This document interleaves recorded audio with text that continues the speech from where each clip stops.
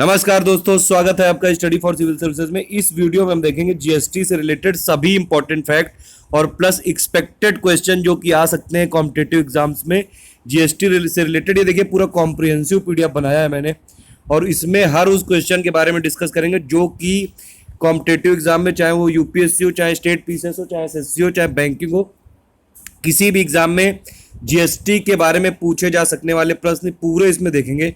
पूरा comprehensive video बनाया है मैंने और हर जगह से देख के बनाया है।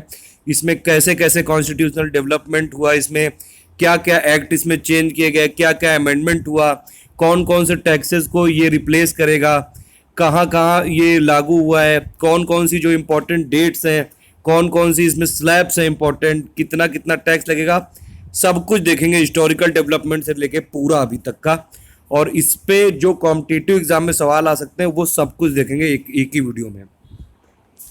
ये सबसे पहले तो जीएसटी क्या है, ये 1 जुलाई से चालू हो गया है। इंपॉर्टेंट फैक्ट आप याद रखिए, 2017 से ये स्टार्ट हो गया है, इम्प्लीमेंट हो गया है। एक ये महत्वपूर्ण अप्रत्यक्ष कर सेवा है, मतलब ये इनडायरेक्ट टैक्स सिस्टम है ये। और देखिए इसमें मैंने इंग्लिश और हिंदी दोनों में बनाया है पूरा। अगर आप देखें इसमें तो इसमें जो इंग्लिश मीडियम वाले भी देख सकते हैं, पूरा हिंदी मीडियम वाले भी देख सकते हैं। पूरा एकदम एक ही कॉम्प्रिहेंसिव वीडियो बनाया है इसमें। सबसे पहले बेसिक ये है कि जीएसटी का मतलब होता है गुड्स एंड सर्विसेज टैक्स। ये एक इनडायरेक्ट टैक्स सिस्टम है, अब महत्वपूर्ण अप्रत्यक्ष कर व्यवस्था है। और अभी तक जो सिस्टम था कि सेंट्रल गवर्नमेंट बहुत सारे टैक्सेस लगाती थी अपने इनडायरेक्ट टैक्स सिस्टम में, फिर स्टेट गवर्नमेंट में अलग इनडायरेक्ट टैक्स लगते थे। अब ये पूरा इन सब को रिप्लेस करके एक बना दिया गया है जीएसटी। बेसिकली इसमें बात यही कि one nation one tax one market वाला कॉन्सेप्ट इसमें किया गया है कि जो अभी तक बहुत सारी जो अलग अलग दरें थी उनको रिप्लेस करके देश में एक ही अप्रत्यक्ष कर प्रणाली लागू की गई है। और इससे भारत को एकीकृत साझा बाजार बनाने में मदद मिलेगी, मतलब इंटीग्रेटेड मार्केट बनेगी। अब इसमें क्योंकि पूरा फेडरल सिस्टम चेंज होना था तो इसीलिए इसमें कॉन्स्टिट्यूशनल डेवलपमेंट पूरा हुआ है इसका, और 368 आर्टिकल के तहत ही किया गया है वो पूरा।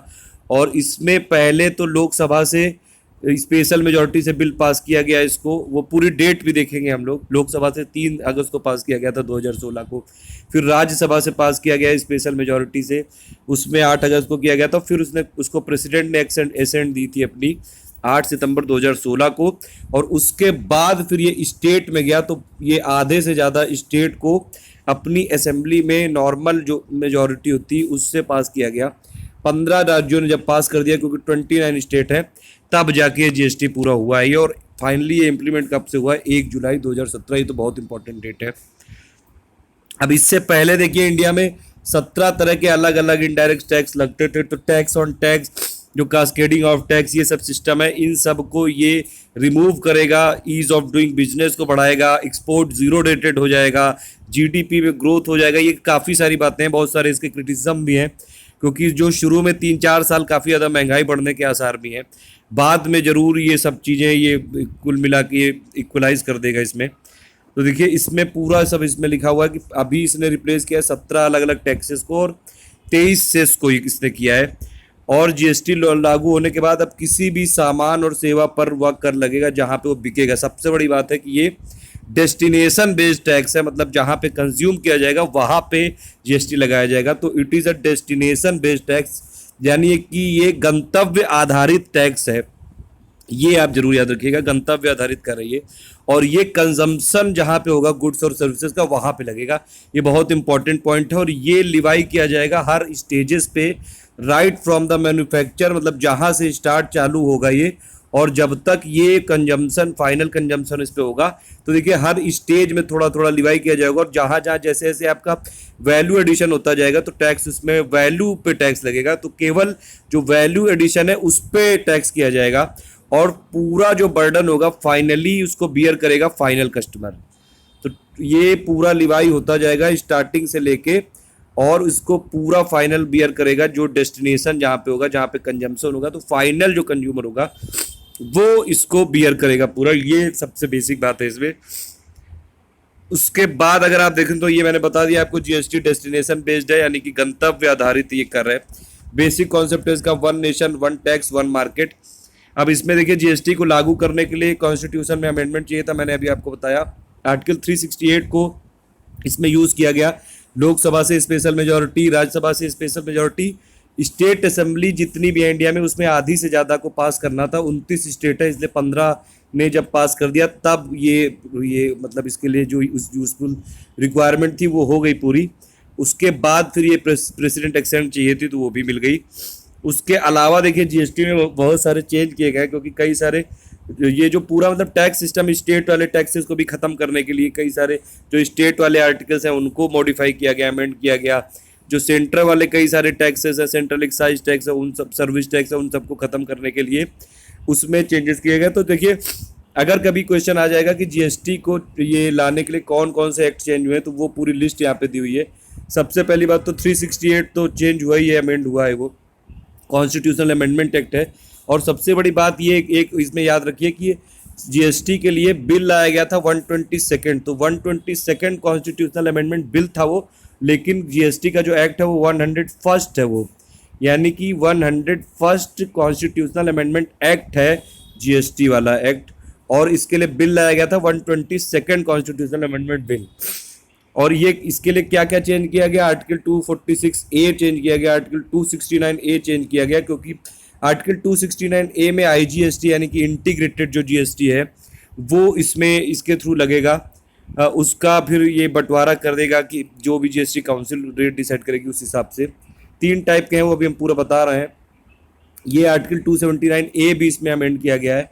जो 7th शेड्यूल के अंडर में 3 लिस्ट होती है, उसमें से यूनियन और स्टेट लिस्ट में भी अमेंडमेंट किए गए हैं, कई सारे टैक्स हटाए गए हैं, कई सारे जोड़े, जैसे ये जोड़ा गया है जीएसटी वाला।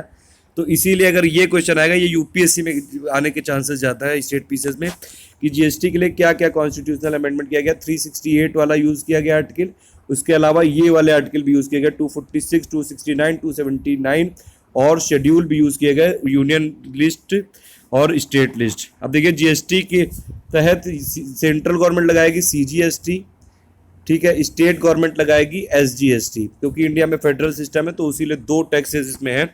और बाकी अगर एक स्टेट से दूसरे स्टेट में जा रहा है, कोई भी सप्लाई हो रही है, तो उस पर लगेगा इंटीग्रेटेड सीजीएसटी, इंटीग्रेटेड जीएसटी यानी कि आईजीएसटी। तो एक तरह से इसको देख सकते हैं कि 3 टाइप का हो गया, वैसे तो ये 2 ही टाइप का है, लेकिन 3 टाइप का इसको मान सकते हैं कि सीजीएसटी सेंट्रल गवर्नमेंट लगाएगी, एसजीएसटी स्टेट गवर्नमेंट लगाएगी और आईजीएसटी लगाएगी सेंट्रल गवर्नमेंट। और वो जब एक स्टेट से दूसरे स्टेट में ट्रेड हो रहा होगा तब लगाएगी। अब देखिए पूरी समरी इसमें देख लीजिए।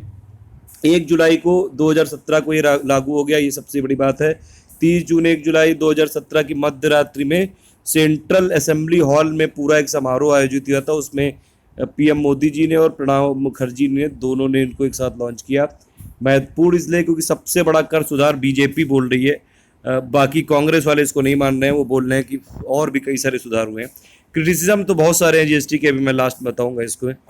ये बोल रहा है कि एक राष्ट्र एक कर एक बाजार, यानी कि 1 नेशन 1 टैक्स 1 मार्केट का ये कर रहा है। लेकिन अब इसमें सबसे बड़ा क्रिटिसिज्म ये है कि इतने सारे रेट रख दिए कि लोग कंफ्यूज हो गए हैं, और जबकि इसमें बात हुई थी कि टैक्स सिस्टम को सिंप्लीफाई करने की, तो सिंप्लीफाई तो ये नहीं रहा, क्योंकि कई सारे टैक्सेस की इसमें स्लैब हैं, 4 स्लैब तो हैं ही। उसके बाद ये बोला जा रहा है कि सभी पक्षों को लाभ पहुंचेगा, जैसे कि इंडस्ट्रीज़ को भी, गवर्नमेंट को भी, उपभोक्ता को भी। लेकिन अभी शॉर्ट टर्म में महंगाई जरूर बढ़ेगी इसमें। इससे बोल रहे हैं कि वस्तुओं और सेवाओं की लागत में कमी आएगी, मतलब उनकी जो इनपुट कॉस्ट है उसमें कमी आ जाएगी। और ये इसीलिए लोग जब इनपुट कॉस्ट में कमी आ जाएगी तो कॉस्ट गिरेगी, तो लोग ज़्यादा उसमें ख़रीदारी करेंगे, तो इसीलिए ज़्यादा इकोनॉमी में डिमांड आएगी, और उसी लिए फिर और ज़्यादा एम्प्लॉयमेंट अपॉर्चुनिटी क्रिएट हो सकती है, उसके लिए फिर और ज़्यादा इसीलिए अर्थव्यवस्था मजबूत हो सकती है, ऐसा बोल रहे हैं लोग। लेकिन इसके काफ़ी सारे क्रिटिसिज्म भी हैं। और देखिए ये निर्यात कर दर 0 हो जाएगी, यानी एक्सपोर्ट 0 रेटेड हो जाएगा, साझा बाजार बनाएगा, इंटीग्रेटेड बाजार बनाएगा, आर्थिक अड़चनें समाप्त हो जाएंगी। ये है क्या जीएसटी, देखिए इसने सिर्फ इनडायरेक्ट टैक्सेस को ये रिप्लेस किया है। जो इनकम टैक्स लगता है, जो कस्टम लगता है, वो कस्टम ड्यूटी वो सब लगती रहेगी अभी भी। और ये इंडिया को एकीकृत साझा बाजार बनाएगा। तो ये आप याद रख सकते हैं कि निर्माता से लेकर उपभोक्ता तक सभी की ये आपूर्ति पर ये निकल रहा है। अब देखिए इसमें जीएसटी ने कौन कौन से करों को रिप्लेस कर दिया है। जो सेंट्रल गवर्नमेंट वाले कर थे, यानी केंद्रीय कर में कौन कौन से कर दिए, हिंदी इंग्लिश दोनों बताऊंगा मैं। केंद्रीय उत्पाद शुल्क कर दिया है ये, अतिरिक्त उत्पाद शुल्क, सेवा कर, और इसमें अतिरिक्त सीमा शुल्क, ये विशेष अतिरिक्त सीमा शुल्क, अधिभार, उपकार, वही अगर आप इंग्लिश में देखें इसको तो जीएसटी ने किसको किसको कर दिया है replace? Central excise duty, duty on excise, medicinal and toilet preparation, ये आप देख सकते हैं पूरी लिस्ट दी हुई है। एडिशनल ड्यूटी ऑफ एक्साइज है ये, और भी कई सारी duty, special additional duty of custom है, सर्विस टैक्स है, सेंट्रल सरचार्ज और सेसेस है। स्टेट गवर्नमेंट के भी कई सारे टैक्स रिप्लेस किए, जैसे कि वैट रिप्लेस किया है, एंटरटेनमेंट टैक्स किया है, मनोरंजन कर, केंद्रीय बिक्री कर किया है, सेंट्रल सेल्स टैक्स किया है, चुंगी प्रवेश कर, क्रय कर, विलासता कर, लॉटरी सट्टा और ये सब कर, इन सबको रिप्लेस किया है इसने। तो ये इंग्लिश में भी पूरा देख सकते हैं इसमें कि इसमें state VAT, central sales tax को किया, luxury tax, entry tax, entertainment tax और ये परचेज टैक्स, इन सबको रिप्लेस करके जीएसटी आ गया है। अब देखिए कुछ चीज़ों को बाहर भी रखा गया है जीएसटी से, तो जीएसटी से के दायरे से बाहर रखे जाने वाले कौन कौन से जो इम्पोर्टेंट है। सबसे पहले जो मानवीय खपत के लिए नशीली शराब होती है, मतलब जो अल्कोहलिक ड्रिंक्स होती हैं जैसे बियर, विस्की, ये सब पे जीएसटी से अलग रखा गया है। 5 पेट्रोलियम पदार्थों को भी अलग रखा गया है, जैसे कि पेट्रोलियम, उच्च हाई स्पीड डीजल हो गया, मोटर स्पिरिट हो गया, नेचुरल गैस और ये विमान ईंधन। उसके अलावा सेवा कर को इससे अलग रखा गया है, अतिरिक्त सीमा शुल्क को अलग रखा गया है, विशेष अतिरिक्त सीमा कर को, और ये अधिभार और उपकर को। ये सबसे बड़ा क्रिटिसिज्म भी है, क्योंकि कई सारे लोग बोल रहे हैं कि अब जैसे अल्कोहल को अलग किया गया है, पेट्रोलियम को अलग कर दिया गया है, तो पेट्रोलियम पे तो काफ़ी ज़्यादा टैक्स लगता था, करीबन अभी भी 50% लग रहा है टैक्स। तो इससे जीएसटी का फिर फ़ायदा ही क्या हुआ, क्योंकि जीएसटी के लिए तो ये वादा किया गया था सिंप्लीफाइड करेंगे और पूरे जगह एक ही रेट रहेगा। पेट्रोलियम का जब जीएसटी में है ही नहीं, तो हर स्टेट में अलग अलग रेट रहेगा उसका। उसके अलावा देखिए जो स्टेट गवर्नमेंट को लॉस होगा उसको सेंट्रल गवर्नमेंट कंपनसेशन देगी, क्षतिपूर्ति करेगी, 5 साल तक करेगी पूरी। ये हिस्टोरिकल डेवलपमेंट है। देखिए सबसे पहले अगर आप देखें टैक्स रिफॉर्म्स इन इंडिया में, वीपी सिंह ने 1986 में मॉड वैट किया इंट्रोड्यूस, उसके बाद फिर आया सेन वैट आया, उसके बाद फिर आया वैट आया 2002-3 के आसपास। उसके बाद 2003 में विजय केलकर कमेटी बनी जिसने कि जीएसटी रिकमेंड किया, और इवन ये सजेस्ट किया था 12th फाइनेंस कमीशन ने भी। तो इसीलिए फिर ये टोटल मिला के आप देखें तो बहुत दिनों से कर सुधार की मांग चली आ रही थी। देखिए कांग्रेस ने भी प्रयास किया था, 115 कॉन्स्टिट्यूशनल अमेंडमेंट बिल लाने की कोशिश की थी, लेकिन वो नहीं हो पाया सफल। फाइनली जब एनडीए की सरकार आई तब इन्होंने फिर पूरा काम चालू किया। वो पूरा मतलब इसमें किसी एक पार्टी का हाथ नहीं है, कांग्रेस भी रही है इसमें, बीजेपी भी रही है।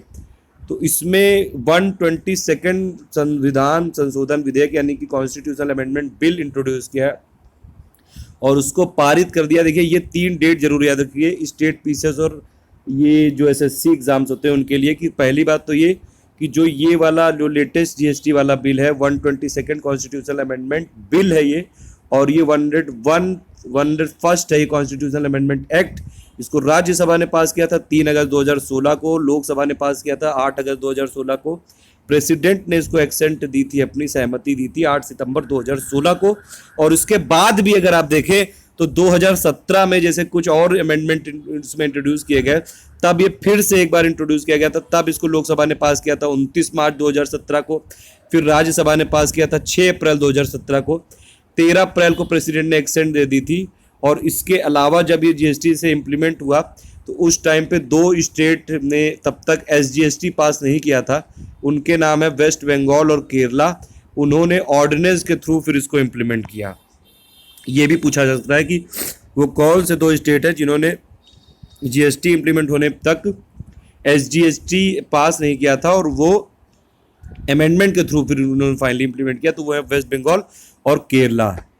तो ये आप याद रख सकते हैं इसमें देखिए फिर ये अगर आप देखें 29 मार्च 2017 को, जो मैंने भी आपको बताया लोकसभा में, ये फाइनेंस मिनिस्टर ने 4 बिल रखे थे इसके लिए। एक था केंद्रीय वस्तु एवं सेवा कर यानी कि सीजीएसटी वाला, फिर एक एकीकृत वस्तु इंटीग्रेटेड जो जीएसटी वाला है, फिर ये यूनियन टेरिटरी वाला एक जीएसटी और प्लस ये एसजीएसटी। तो 4 रखे थे इसमें।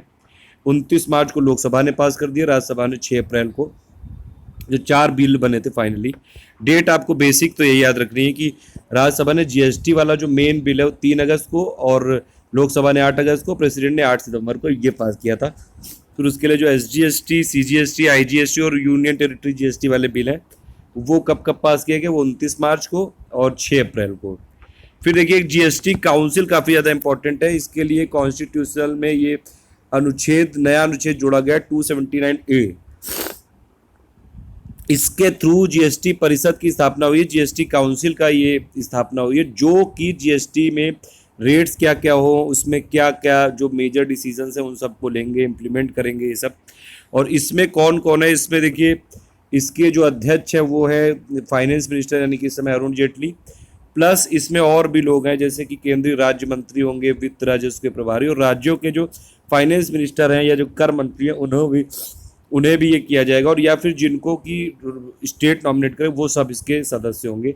वही इसमें लिखा हुआ है इंग्लिश में भी कि यूनियन फाइनेंस मिनिस्टर इसका चेयरमैन होगा जीएसटी काउंसिल का, यूनियन जो मिनिस्टर ऑफ स्टेट है वो रिवेन्यू फाइनेंस वाले वो इसके मेंबर होंगे, और एक नॉमिनेटेड मेंबर हर स्टेट से हो सकता है जो कि ये इंचार्ज होगा फाइनेंस और टैक्सेशन का। और देखिए जीएसटी में जो डिसीजन लिए जाएंगे वो कैसे लिए जाएंगे, अगर ये पूरा एक वोट माने जीएसटी का तो इसमें से 2/3 जो वोटिंग मानी जाएगी, 2/3 जो वेटेज होगा वो होगा राज्य का, मतलब 2/3 वेटेज है स्टेट का, 1/3 है यूनियन का यानी कि सेंट्रल का। तो सेंट्रल गवर्नमेंट का जो वेटेज है वो 1/3 है और स्टेट गवर्नमेंट का जो वेटेज है वो 2/3 है। और अगर आप इसमें देखें तो अगर जीएसटी काउंसिल से कोई डिसीजन इसमें पास करवाना है तो 3/4 टोटल होना चाहिए, इसमें मेजॉरिटी 3/4 से ज़्यादा इसमें वोट होने चाहिए। और एक और कंडीशन है कि जो कोरम होगा मतलब सिटिंग होगी उसमें आधे से ज़्यादा लोग प्रेजेंट होने चाहिए, तो तब जाके होगा। मतलब कुल मिला के स्टेट्स के फेवर में है ये, तो फेडरलिज्म वाली जो कॉन्सेप्ट था उसको पूरा मेंटेन करके रखा है। जीएसटी काउंसिल की 18 से ज़्यादा बैठक हो चुकी हैं। टोटल अगर आप देखें जीएसटी की स्लैब 4 है, 5% है, 12% है, 18% है, 28% है। कुछ जगह 5 लिखा हुआ है वो गलत है, 0% कोई स्लैब नहीं है, क्योंकि ये क्वेश्चन एक बार अभी किसी एग्जाम में आया था उत्तर प्रदेश के ही, और उस पेपर में भी दिया हुआ था, तो 4 वाला उसमें ऑप्शन दिया हुआ था सही, 4 मतलब कोई 5 वाला था ही नहीं कोई, तो 4 इसकी स्लैब है जीएसटी की, 5%, 12%, 18%, 28%। अगर आप देखें तो ज़्यादातर जो इंडिया में गुड्स एंड सर्विसेज वाले आइटम्स है वो 81% से ज़्यादा तो इसी स्लैब में आते हैं, 5%, 12% और 18% वाले में। 28% वाले जो है बहुत ही लग्जूरियस आइटम है ये, और ये सिर्फ है पूरे इकोनॉमी का 19% है करीबन। इसके अलावा अगर आप देखें तो जीएसटी के लिए जो इसके लिए लिमिट है वो 20 लाख रुपए की है नॉर्मल स्टेट्स के लिए, जो स्पेशल वाले कैटेगरी वाले स्टेट है उनके लिए 10 लाख की, जैसे कि जम्मू कश्मीर, हिमाचल, उत्तराखंड में। उसके अलावा देखिए इसमें और भी कुछ इंपॉर्टेंट फैक्ट लिखे हुए हैं कि जैसे कंपोजिशन स्कीम का लाभ उठाने के लिए 75 लाख रुपए सीमा होगी। उसके अलावा फूड ग्रेन्स जैसे गेहूं चावल जो बेसिक आइटम्स हैं उन पर 0 है।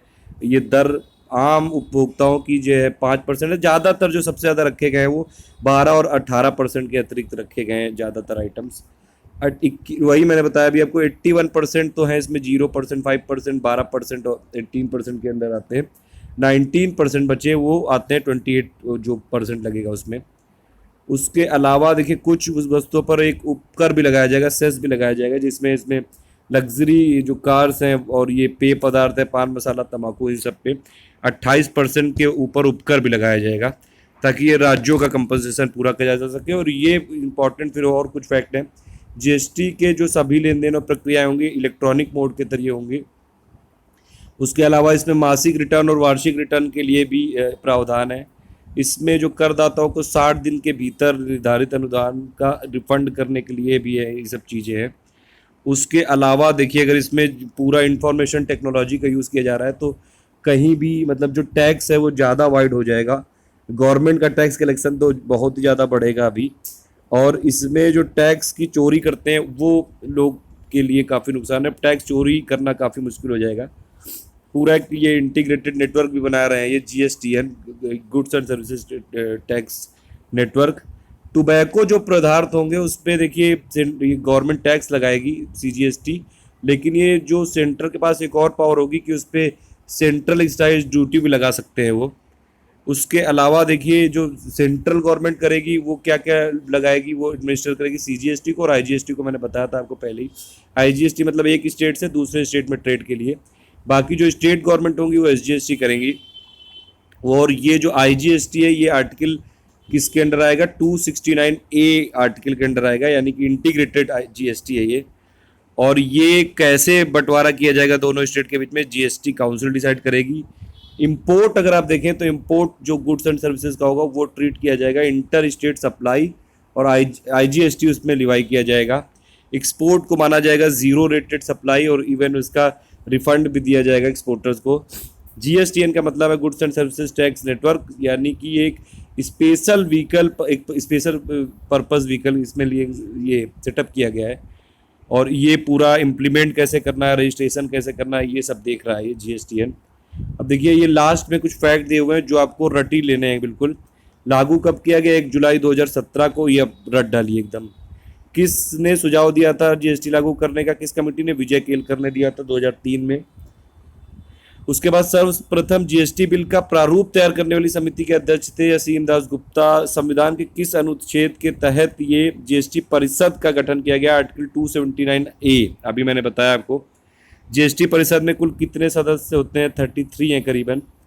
और इसमें अगर आप देखें संविधान संशोधन बिल यानी कि कॉन्स्टिट्यूशनल अमेंडमेंट बिल है ये 122, कॉन्स्टिट्यूशनल अमेंडमेंट एक्ट है ये 101। जीएसटी में कुल ये इनडायरेक्ट टैक्स, जीएसटी एक इनडायरेक्ट टैक्स है, मतलब जीएसटी एक समझ लीजिए एक तरह से मॉडिफाइड फॉर्म है वैट का। और इसमें 17 इनडायरेक्ट टैक्स को प्लस 23 सेसेस को ये सबस्यूम किया है इसने। जीएसटी पास करा था लोकसभा ने 3 अगस्त को, राज्यसभा ने 8 अगस्त को, प्रेसिडेंट असेंबली 8 सितंबर को। जीएसटी लागू करने वाला पहला राज्य कौन सा था, असम। ये आप एक क्वेश्चन मुझे बताइए कि जीएसटी लागू करने वाला उत्तर प्रदेश कौन सा राज्य था, ये यूपी पीसीएस के लिए इंपॉर्टेंट क्वेश्चन है। फिर उसके बाद है जीएसटी, देखिए अभी 1 जुलाई को जब पूरे इंडिया में इम्प्लीमेंट कर दिया था तब जम्मू कश्मीर में नहीं आया, 5 जुलाई को आया है जम्मू कश्मीर में। तो जीएसटी लागू करने वाला अंतिम राज्य बना है जम्मू एंड कश्मीर। जीएसटी लागू करने वाला विश्व का पहला देश है फ्रांस, 1954 में बना था, वहाँ पे 1954 में इम्प्लीमेंट हो गया था। और जीएसटी का जैसे कई सारे देशों के जो हमने जैसे ये इतना ये 18% वाला ही मेजर जो है हर जगह, और बाकी कई सारी कंट्रीज में जीएसटी काफ़ी कम भी है। वार्षिक टर्नओवर की जो वो सीमा जिसके अंदर जीएसटी का रजिस्ट्रेशन कराना पड़ेगा 20 लाख है नॉर्मल स्टेट के लिए, 10 लाख है स्पेशल कैटेगरी के लिए। जीएसटी रजिस्ट्रेशन नंबर में 15 डिजिट है। जीएसटी चोरी करने पर 5 साल की सजा है। राज्यों को जीएसटी से होने वाले नुकसान का 5 साल तक भरपाई करेगी केंद्र। उसके अलावा जीएसटी की दरें 4 है, मैंने आपको बताया था, 5%, 12%, 18%, 28%। 28% दर वाली वस्तुओं का कुल प्रतिशत है 19%। जीएसटी से बोल रहे हैं 2% जीडीपी का अनुमान लगेगा, जीडीपी ग्रोथ हो जाएगी।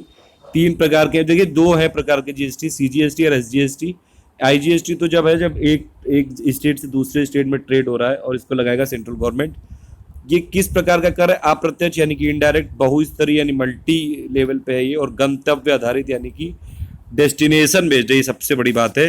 प्रमुख वस्तुएं जो जीएसटी से बाहर हैं वो है शराब, पेट्रोलियम, शिक्षा और स्वास्थ्य वाली वस्तुएं। अब देखिए जीएसटी की बाकी सारी अगर आप बेनिफिट देखें तो बहुत सारी हैं कि ईज ऑफ डूइंग बिजनेस बढ़ जाएगा, कैस्केडिंग ऑफ जो टैक्सेस है वो ख़त्म हो जाएगी, मल्टी लेवल टैक्स है उनको सिंप्लीफाई फॉर्म में किया जाएगा। ये मतलब क्लेम करने को काफ़ी सारी चीज़ें हैं